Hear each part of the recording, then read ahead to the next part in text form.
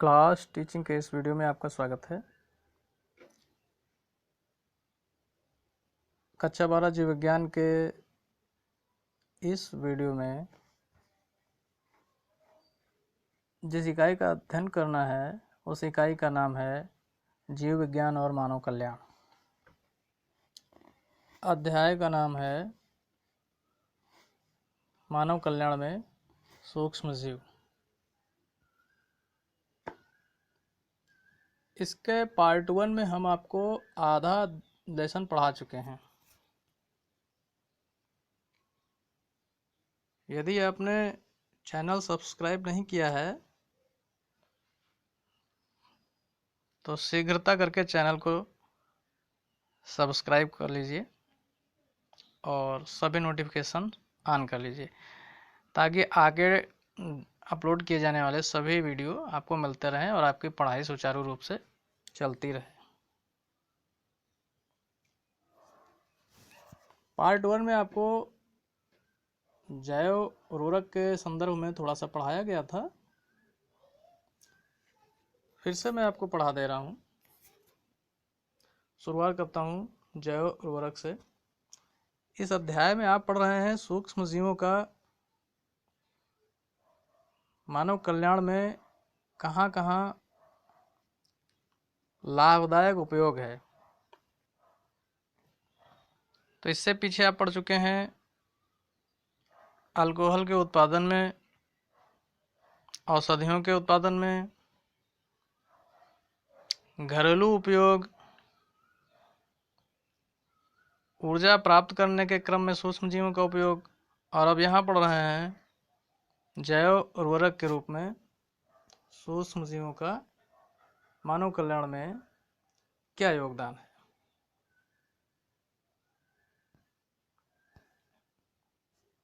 पिछले अध्याय में हमने आपको बताया था बायो फर्टिलाइजर्स क्या हैं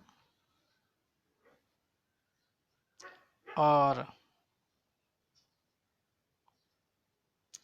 इनकी तुलना करने के लिए यूपी बोर्ड की परीक्षा में अक्सर पूछा जाता है।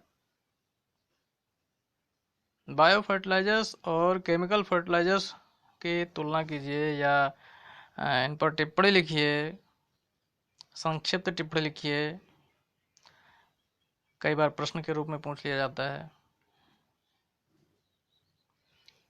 तो विभिन्न प्रकार के सूक्ष्म जीवों के उपयोग से जो फर्टिलाइजर्स तैयार होते हैं उनको बायो फर्टिलाइजर्स कहा जाता है। जैसे आपको गोबर गैस प्लांट में हमने बताया था जो स्लरी बनती है वो बायो फर्टिलाइजर्स होती है, क्योंकि वहाँ पर पशुओं का अपशिष्ट पदार्थ डाला जाता है और कुछ सब्जियां, कूड़ा करकट, सब्जियां मतलब कि सब्जियों के छिलके जो अपशिष्ट के रूप में निकलते हैं वो सब उसी गोबर गैस प्लांट के गड्ढे में डाले जाते हैं, जिनका बैक्टीरिया के द्वारा फर्मेंटेशन हो जाता है और फर्मेंटेशन के बाद में गैस उत्पन्न होती है। गैस का उपयोग अलग किया जा रहा है और जो फर्मेंटेशन के बाद ठोस मटेरियल नीचे बच जाता है गड्ढे में वो स्लरी होता है। तो वो एक प्रकार की जैव उर्वरक तैयार हो जाती है। उसमें किसी भी प्रकार के केमिकल का उपयोग नहीं किया गया है। अब हम आपको माइकोराइजा से पौधे को क्या क्या लाभ होते हैं ये बता रहे थे। माइकोराइजा क्या है इसको भी एक बार दोबारा बता देते हैं। कवक तथा पादप मूल का सहजीवी संबंध माइकोराइजा कहलाता है। कवक, कवक जानते हैं, शैवाल और कवक। तो शैवाल में क्लोरोप्लास्ट पाया जाता है, कवक में क्लोरोप्लास्ट नहीं होता है। ये थैलोफाइट्स हैं, इनमें जड़, तना, पत्ती, फल फूल, शाखाएं नहीं पाई जाती हैं। सूक्ष्म जीव होते हैं, माइक्रोब्स होते हैं, बहुत सूक्ष्म होते हैं।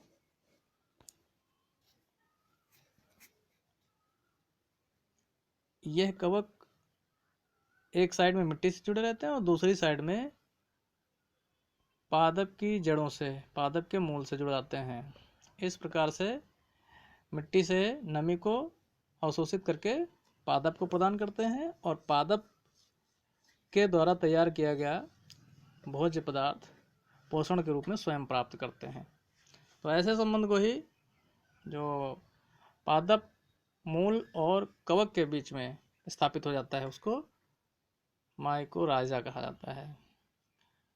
अब माइकोराइजा से पौधे को क्या लाभ होते हैं?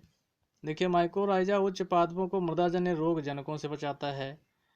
दूसरा फायदा है कि कवक फास्फोरस व जल का अवशोषण करके पौधे को प्रदान करता है। तीसरा फायदा यह होता है पादप को कुछ वृद्धि पदार्थ भी प्राप्त होते हैं, अतः उसकी समग्र वृद्धि व विकास हो जाता है। पौधे की सूखे व लवणीयता सहन करने की क्षमता बढ़ जाती है। माइकोराइजा दो प्रकार के होते हैं, एक्टोमाइकोराइजा और एंडोमाइकोराइजा।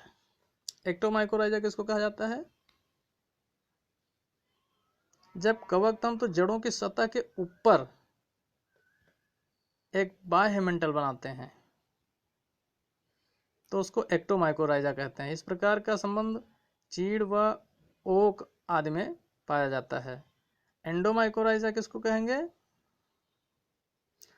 आर्किड्स में बनने वाला माइकोराइजा एंडोमाइकोराइजा कहलाता है, क्योंकि इसमें कवक सूत्र बाह्य मंडल न बनाकर ढीले कवक जाल के रूप में पाया जाता है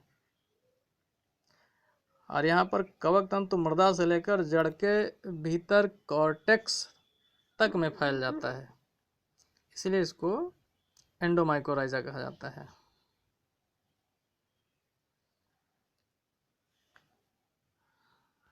भारतवर्ष में हरित क्रांति के पश्चात खाद्यान्नों के उत्पादन में जैव उर्वरकों का प्रयोग हो रहा है, क्योंकि जैव उर्वरक मृदा की उर्वरता बढ़ाने के साथ साथ मृदा गठन को कृषि योग्य भी बनाए रखते हैं। जैव उर्वरक जल स्रोतों को रासायनिक उर्वरकों की भांति प्रदूषित नहीं करते हैं। अब आप जानिए कि रासायनिक उर्वरक क्या है।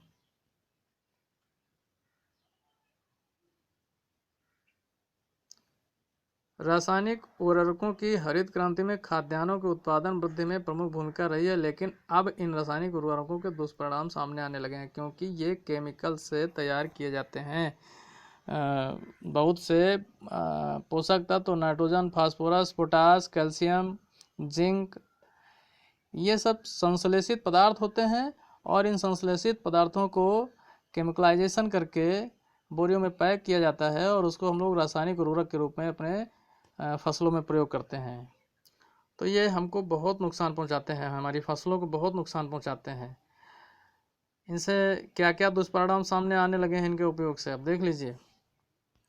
मृदा गठन को क्षति पहुंचाने लगे हैं तथा मृदा को अम्लीय या क्षारीय बना जाते हैं। जहाँ पर लंबे समय तक रासायनिक उर्वरक का प्रयोग किया जाता है तो वहाँ की मिट्टी या तो अम्लीय प्रवृत्ति की होती है या तो बहुत ज़्यादा क्षारीय प्रवृत्ति की हो जाती है। तो ऐसी स्थिति में मिट्टी की उर्वरा शक्ति लगभग नष्ट हो गई। अब उस मिट्टी में फसल उत्पादन प्रभावित हो जाएगा और रासायनिक उर्वरक जल के साथ बहकर जल और मृदा दोनों का प्रदूषण का कारण बनते हैं। इसके बाद रासायनिक उर्वरकों के उत्पादन में कोयला और पेट्रोलियम पदार्थ ऊर्जा स्रोत के रूप में प्रयुक्त होते हैं। इनके कारण वायु प्रदूषण होता है। जलाशयों के सुपोषीकरण का भी यही कारण है। दूसरी बात, रासायनिक उर्वरक महंगे पड़ते हैं, ये पारिस्थितिक मित्र नहीं होते हैं। जैव उर्वरक आपने देखा, घर का कूड़ा कचरा अपशिष्ट जो भी निकलता है वो सब जैव उर्वरक है। इसके अलावा आपको मुख्य फसल बोने से पहले उसमें जो खरपतवार निकलता है खेत में, और कई बार सनई, ढैंचा आदि को वैकल्पिक फसल के रूप में बो दिया जाता है। मुख्य फसल बोने से कुछ समय पहले सनई, ढैंचा आदि को वैकल्पिक फसल के रूप में बो दिया जाता है खेतों में, और ये जब फसल लगभग 1 से 2 फुट की हो जाती है तब पानी भर करके और उसमें पाटा चला दिया जाता है खेत में।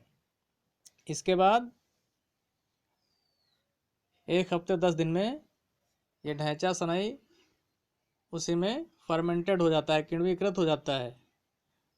तो ये जैव उर्वरक की तरह से कार्य करता है, फायदे का सौदा है। इसके बाद आगे आप पढ़ेंगे जैव नियंत्रक कारक के रूप में भी सूक्ष्म जीव का उपयोग होता है। जैव नियंत्रक कारक, जैव नियंत्रक का मतलब है कि जैसे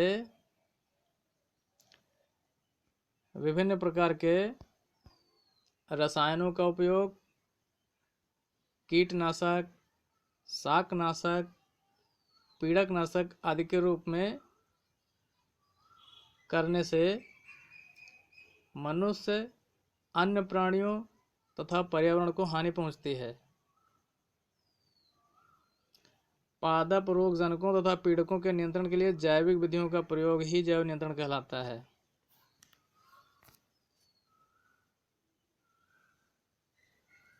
अतः सूक्ष्म जीवों का उपयोग करके विभिन्न रसायनों से होने वाली हानि को बचाया जा सकता है। रासायनिक पीड़कनाशियों के दुष्प्रभाव हम आपको यहाँ पर बता रहे हैं। रासायनिक पीड़कनाशी जानते हैं? रासायनिक पीड़कनाशी मतलब है जो दवाएं आप डालते हैं, कीटनाशक, खरपतवार को खत्म करने के लिए जो शाकनाशक दवाएं डालते हैं, जो पेस्टिसाइड्स डालते हैं, इंसेक्टिसाइड, पेस्टिसाइड, हर्बिसाइड्स, कहते हैं नहीं फसल में खरपतवार बहुत हो गया है तो चलो कोई हर्बिसाइड डाल देते हैं, मतलब खरपतवार मारने वाली दवा डाल देते हैं। तो इन सब का बहुत ज़्यादा दुष्प्रभाव देखने को मिलता है। तो इन्हीं रासायनिक पीड़कनाशियों के दुष्प्रभाव को कम करने के लिए बहुत से सूक्ष्म जीवों का उपयोग किया जाता है। ठीक है, यहाँ पर आप जानेंगे रासायनिक पीड़कनाशियों के दुष्प्रभाव क्या क्या होते हैं। पहला दुष्प्रभाव है कि रासायनिक पीड़कनाशी हानिकारक व लाभदायक पीड़कों में भेद नहीं कर पाते हैं। जो पीड़क होते हैं, पीड़क का मतलब जो कृमि होते हैं, कीट पतंगे होते हैं, तो वो सभी कीट पतंगे फसलों के लिए हानिकारक ही नहीं होते हैं, उनमें से कुछ लाभदायक भी होते हैं, कुछ हानिकारक भी होते हैं। अब कोई रासायनिक पीड़कनाशी आपने छिड़काव कर दिया तो उसमें हानिकारक वाले तो पीड़क मर ही जाएंगे, और जो फसल के लिए लाभदायक पीड़क थे, जो फसलों के परागण में सहयोग करते, फसलों की अन्य तरह से सहयोग करते उनके उत्पादन में, वो भी मर गए। तो रासायनिक पीड़कनाशी से सबसे पहला हानिकारक प्रभाव यह है कि वो हानिकारक और लाभदायक पीड़कों में भेद नहीं कर पाता है और दोनों को मार देता है।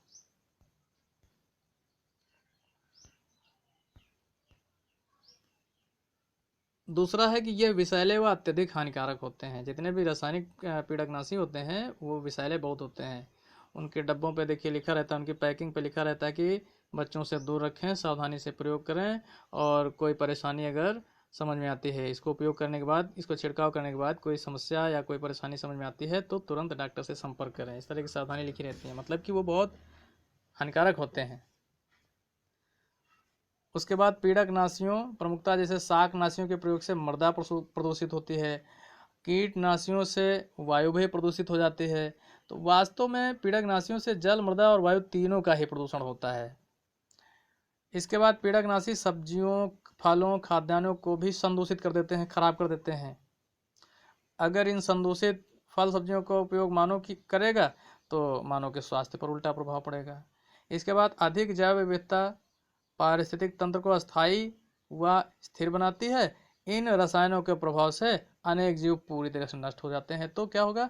पारितंत्र अस्थिर हो जाएगा।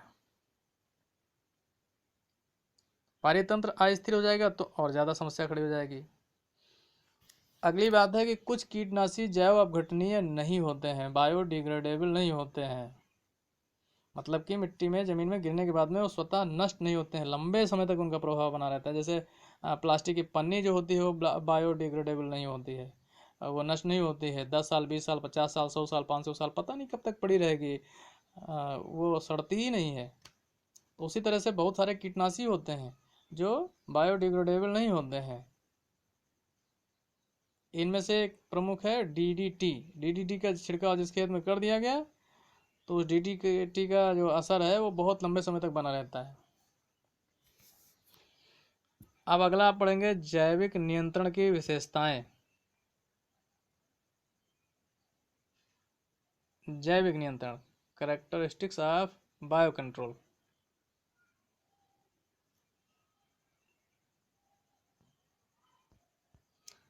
जैविक नियंत्रण में प्राकृतिक परभक्षण, प्राकृतिक परजीवन की मदद ली जाती है, न कि संश्लेषित रसायनों की। जैविक खेती में विश्वास रखने वाले किसानों का विश्वास है कि जैव विविधता पारितंत्र के स्वास्थ्य की पोषक होती है। अधिक जैव विविधता किसी भी पर्यावास को अधिक स्थिर और अधिक वहनीय बनाती है। जैविक खेती का यह मूल सिद्धांत है कि पीड़कों का पूर्णतः उन्मूलन ना हो, उनका एक नियंत्रण योग्य संतुलित स्तर सदा बना रहे। किसी भी जीव का पूर्णतः उन्मूलन वांछनीय नहीं होता है। उदाहरण के लिए आप समझ लीजिए, जैसे गिद्ध थे और इसी डीडीटी के उपयोग से गिद्धों की जातियां विलुप्त होने के कगार पर आ गईं।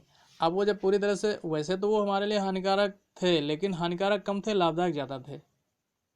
अब गिद्धों के विलुप्ति के कगार पर पहुंच जाने का परिणाम ये निकल रहा है कि जो भी बड़े बड़े मवेशी और पशु मृत्यु को प्राप्त होते हैं, तो उनका भक्षण करने वाला कोई जीव नहीं होता है कि उनको जल्दी से भक्षण करके साफ कर दे। वो पड़े रहते हैं, सड़ते रहते हैं, और उससे वायु प्रदूषित होती है, इन्फेक्शन फैलता है, बीमारियां फैलती हैं, महामारियां फैलती हैं।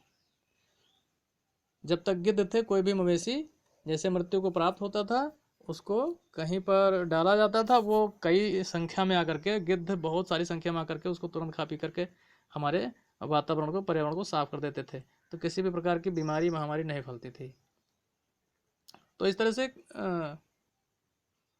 कोई भी जीव है तो उसका पूर्णतया नष्ट होना हमारे पारितंत्र के लिए ठीक नहीं होता है।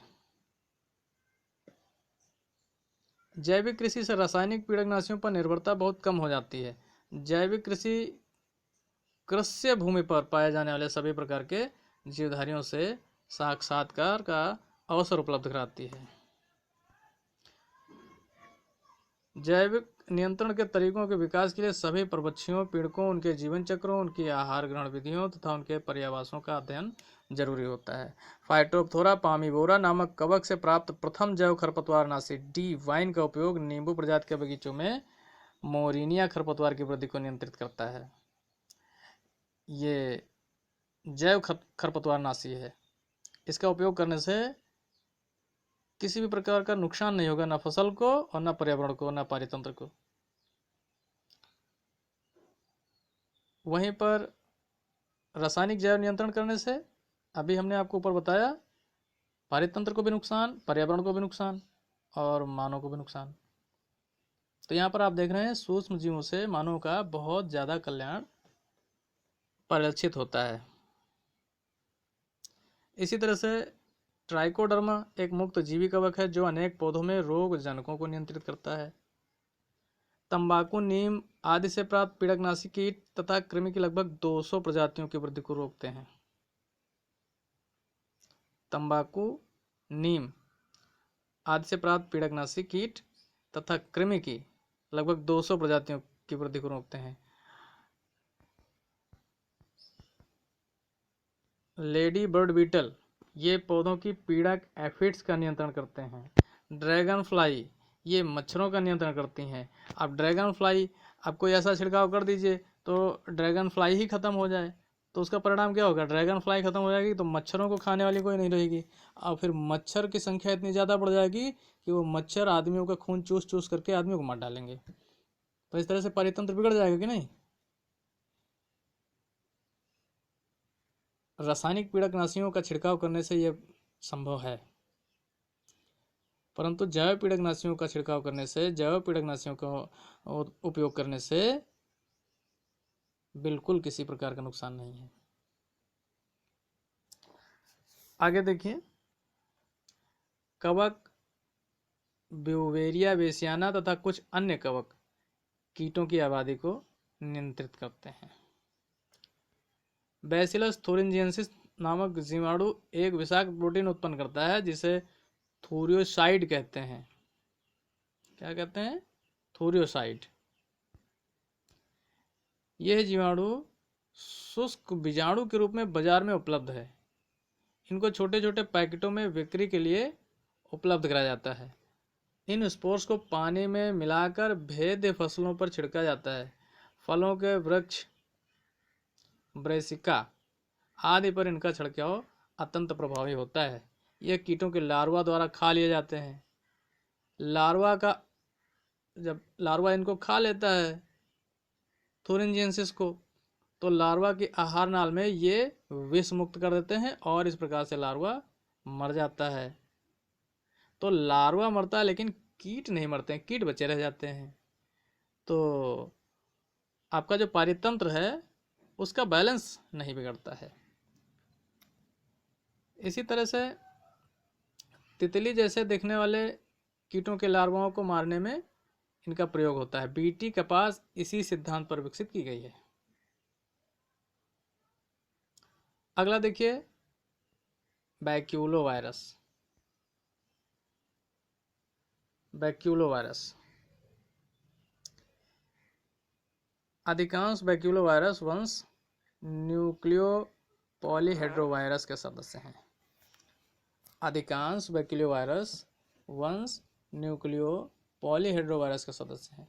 ये कीटों व अन्य आर्थ्रोपोड्स के जैव नियंत्रण में उपयोग किए जाते हैं।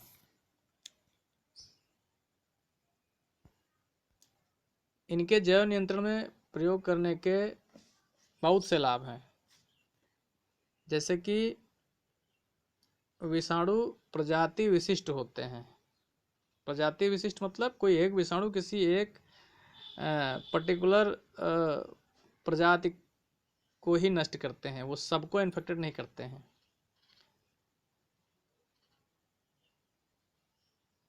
अन्य कीट जितने होते हैं वो अप्रभावित रहते हैं। इसी तरह समन्वित पीड़क प्रबंधन द्वारा लाभकारी कीटों के संरक्षण में तथा पारिस्थितिक रूप से संवेदनशील क्षेत्र में विषाणुओं का जैव नियंत्रक के रूप में प्रयोग विशेष महत्व का होता है। इनका मनुष्य तथा अन्य पशु पक्षियों व पेड़ पौधों पर कोई प्रभाव नहीं होता है। अब हम आपको बता रहे हैं कि जैव नियंत्रण के लाभ क्या क्या हैं। वैसे तो हम साथ साथ में बताते चले हैं, लेकिन फिर यहाँ पर आपको दोबारा बता दे रहे हैं जैव नियंत्रण के लाभ। इनमें विषाक्त पदार्थों का प्रयोग नहीं होता है, पहली बात। दूसरी बात, यह विधि इको फ्रेंडली होती है, अर्थात पर्यावरण को प्रदूषित नहीं करती है। रासायनिक नियंत्रण के कितने नुकसान थे आपको हमने पीछे बताया है। अब यहाँ जैव नियंत्रण के कितने लाभ हैं यहाँ देख लीजिए। यदि दोनों में तुलना करने के लिए आ जाए तब लिखना है। जैव नियंत्रण का पहला लाभ है कि इनमें विषाक्त पदार्थों का प्रयोग नहीं होता है। दूसरा लाभ है यह विधि इको फ्रेंडली होती है। तीसरा लाभ है जैव नियंत्रण से संश्लेषित रासायनिक पीड़कनाशियों पर निर्भरता कम होती है। चौथा लाभ है यह पीड़कों का पूर्ण उन्मूलन नहीं करती, अपितु उनका एक नियंत्रणीय स्तर बनाए रखती है। फलस्वरूप पारिस्थितिकी संतुलन नहीं बढ़ता है और जैव विविधता नहीं बिगड़ती, यथावत बनी रहती है। अगली बात है कि जैव नियंत्रण एक प्रजाति विशिष्ट नियंत्रण है। इसके कारण लाभकारी कीटों पर कोई प्रभाव नहीं होता है। अब आगे पढ़ेंगे वाहित मल उपचारण। इस पाठ का इम्पोर्टेंट टॉपिक है वाहित मल उपचारण। लगभग ये परीक्षाओं में हर बार पूछ ही लिया जाता है, किसी न किसी रूप में, छोटे प्रश्न के रूप में, बड़े प्रश्न के रूप में पूछ लिया जाता है। वाहित मल उपचारण के संदर्भ में हम लोग जानते हैं, देखिए, जनसंख्या वृद्धि के कारण स्वच्छ जलीय तंत्रों में व्यर्थ पदार्थ, मल मूत्र, जैव प्रदूषक इत्यादि अत्यधिक मात्रा में मिलाए जा रहे हैं। विकासशील और अविकसित देशों में स्थिति और ज़्यादा खराब है। वाहित मल में अनेक प्रकार के हानिकारक सूक्ष्म जीव होते हैं जो मनुष्यों में अनेक रोग जैसे टाइफाइड, हैजा, पेचिश आदि उत्पन्न करते हैं। वाहित मल है क्या? मनुष्य के मलमूत्र आदि पदार्थों से युक्त जल वाहित मल कहलाता है, जिसको हम लोग सीवर लाइन कहते हैं। सेप्टिक टैंक से निकला हुआ जो सीवेज होता है और घरों की नालियों से निकला हुआ जो गंदा पानी होता है वो सब वहित मल कहलाता है। ये छोटे छोटे नालियाँ फिर निकल करके एक बड़े नाले में मिल जाते हैं, और बड़े बड़े नाले जो होते हैं वो किसी एक बहुत बड़े जल स्रोत में जैसे कि नदियों में गिरा दिए जाते हैं। तो इस प्रकार से ये जो घरों से निकला हुआ गंदा पानी है, सेप्टिक टैंक से निकला हुआ गंदा पानी है, ये सब वहित मल है। इस वहित मल में बहुत प्रकार के सूक्ष्म जीव मिले होते हैं। मनुष्य के मलमूत्र आदि पदार्थों से युक्त जल वाहित मल कहलाता है। इन पदार्थों के कारण जल में ऑक्सीजन की कमी हो जाती है तथा जल में पाए जाने वाले कार्बनिक पदार्थों का विघटन नहीं हो पाता है। वाहित मल में इतने ज़्यादा माइक्रोब्स हो जाते हैं, इनमें कार्बनिक पदार्थों का विघटन नहीं हो पाता है, जिसके कारण जलीय परितंत्र तथा जैव विविधता को अत्यधिक नुकसान होता है। वाहित मल उपचारण लघु तथा दीर्घ दो स्तरों पर किया जा सकता है। लघु स्तर पर मलकुंड बना करके, मतलब सेप्टिक टैंक तथा ऑक्सीकरण तालाब का निर्माण करके किया जा सकता है। वहीं दीर्घ स्तर पर वाहित मल उपचारण के लिए वाहित मल संयंत्र का निर्माण किया जाता है। ये बड़े स्तर पे बनता है। उपचारण का मतलब समझते हैं? उपचारण का मतलब होता है वो जो गंदा पानी है जिसमें बहुत सारी गंदगी सब मिली हुई है, उसको छान करके साफ और स्वच्छ करना। उसमें से जो गंदगी है उसको विभिन्न विधियों से, विभिन्न भौतिक और रासायनिक विधियों से साफ स्वच्छ करना उपचारण कहलाता है। ठीक है, वाहित मल आप समझ गए, उपचारण समझ गए। वाहित मल क्या है? सेप्टिक टैंकों से और घरों की नालियों से जो निकलने वाला गंदा पानी होता है वो वाहित मल होता है। बहुत सारे सामुदायिक शौचालय बने हुए हैं। सामुदायिक शौचालयों से बहुत सारा गंदा पानी निकलता है। बहुत बड़े बड़े ऑफिस दफ्तर होते हैं, वहाँ पर भी सामुदायिक शौचालय की तरह से उपयोग होता है शौचालयों का, वहाँ से भी बहुत सारा गंदा पानी निकलता है। घरों से बहुत सारा गंदा पानी निकलता है। तो ये सब वाहित मल होता है। अब इस वाहित मल को जिस भी जल स्रोत में मिलाया जाएगा, ये छोटी छोटी नालियों से फिर नाले से फिर किसी नदी में मिला दिया जाएगा, गिरा दिया जाएगा, तो जिस नदी में ये गिराया जाएगा उस नदी में इतनी सारी गंदगी पहुंचेगी तो नदी में पाए जाने वाले जीवधारियों की क्या हालत होगी। सब नदी का पानी जो है वो जहरीला हो जाएगा।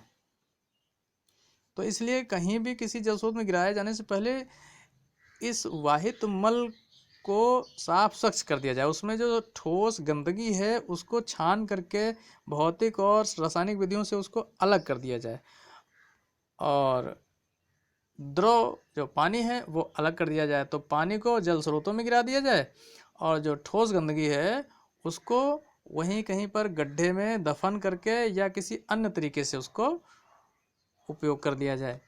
तो इस प्रक्रिया को कहा जाता है उपचारण। ये प्रक्रिया दो विधियों से करी जा सकती है, एक छोटे स्तर पर सेप्टिक टैंक और अन्य व्यवस्थाओं के द्वारा, तथा बड़े स्तर पर करने के लिए बड़े बड़े संयंत्र लगाना पड़ता है। यहाँ पर आपको वाहित मल उपचारण का एक संयंत्र का रेखा चित्र दिया गया है जिसमें 3 स्टेप बताए गए हैं। पहले सीवेज इधर लाया जाता है, उसमें से फिर शुष्क पदार्थ अलग कर दिया जाता है और उसका जो है सॉलिड डिस्पोजेबल अलग कर दिया जाता है, और उसका जो जल होता है वो फिर दूसरे स्टेप में भेज दिया जाता है साफ़ सुथरा होने के लिए। यहाँ पर भी उसका जो छोटे छोटे गंदगी है ठोस रूप में, बड़ी बड़ी गंदगी जो है ठोस रूप में, वो सब फिल्टर करके फिर अलग करी जाती है। और बहुत बड़े बड़े एरिएशन टैंक होते हैं, वहाँ हवा का प्रेशर दिया जाता है। इस प्रकार से यहाँ पर दूसरे स्टेप पर भी पानी को साफ़ किया गया, छाना गया, उसमें से छोटी बड़ी गंदगी और कुछ केमिकल्स साफ हो गए। इसके बाद थर्ड स्टेप पर भेज दिया जाता है छाना हुआ पानी।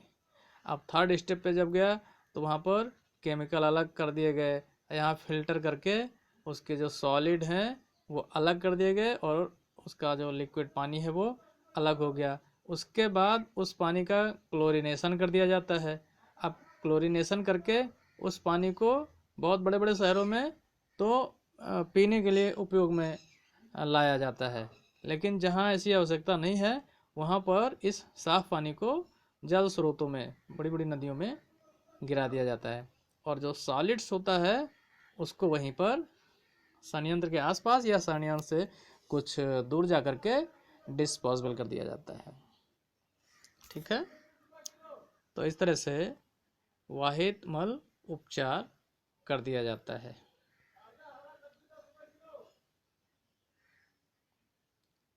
अब देखिए वाहित मल के प्राथमिक उपचार और द्वितीयक उपचार में क्या अंतर है।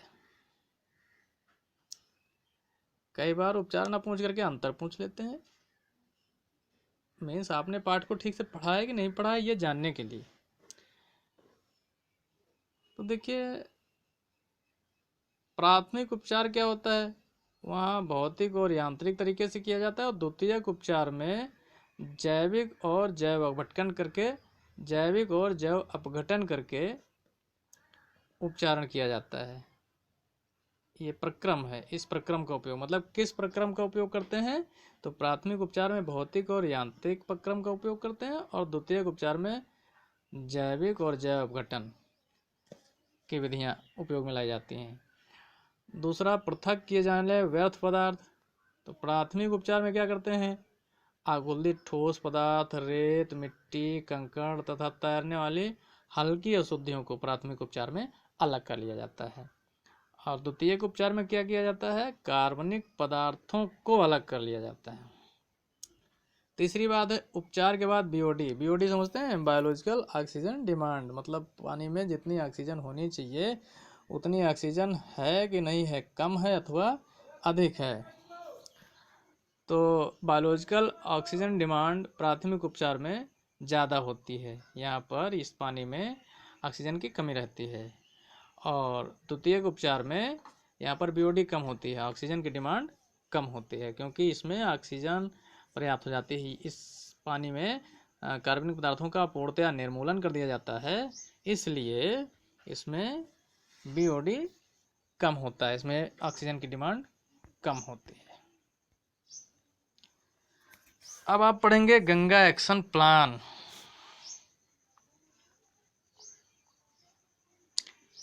गंगा एक्शन प्लान क्या है।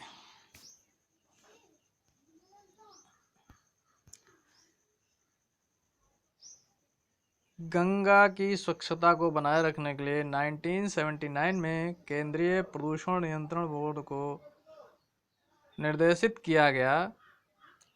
1985 में केंद्रीय गंगा अथॉरिटी की स्थापना हुई और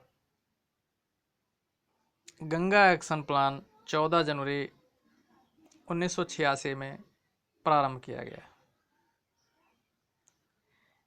इस प्लान के मुख्य उद्देश्य क्या थे, प्रदूषण मुक्ति।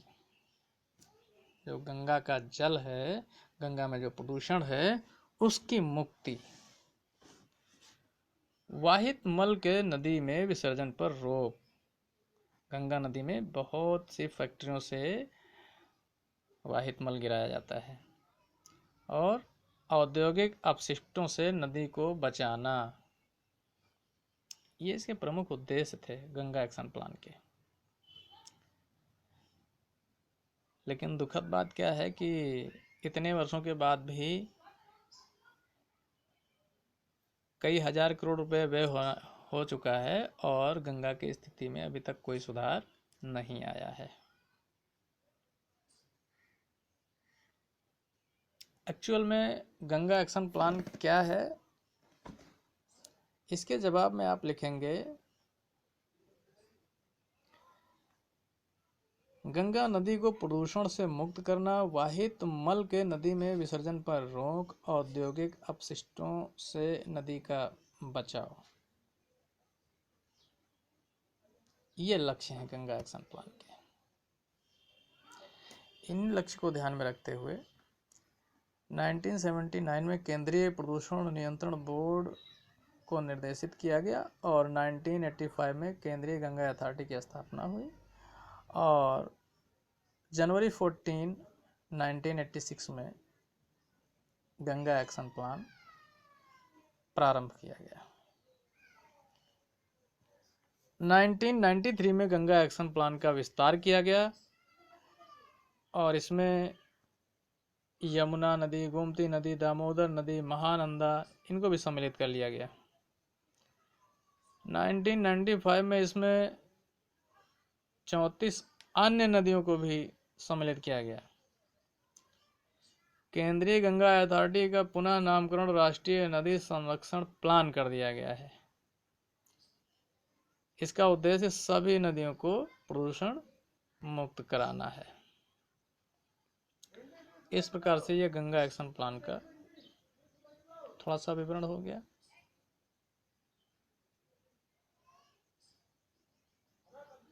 और यह अध्याय यहीं पर समाप्त होता है। मानव कल्याण में सूक्ष्म जीव, ये वीडियो पार्ट 2 का है। अन्य वीडियो कक्षा 12 यूपी बोर्ड के देखने के लिए इस चैनल को सब्सक्राइब कर लीजिए। धीरे धीरे प्रत्येक अध्याय के वीडियो अपलोड होते रहेंगे। अच्छे से पढ़ाई करिए, नोट्स बनाते रहिए, याद करते रहिए। Okay, thank you.